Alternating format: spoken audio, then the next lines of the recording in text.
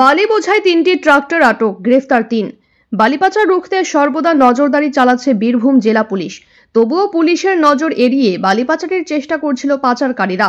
তবে শেষমেশ বালি পাচারের আগেই পুলিশের হাতে ধরা পড়ল বালি পাচারকারীরা। আবারও বালি পাচার রুখল সদাইপুর থানার পুলিশ।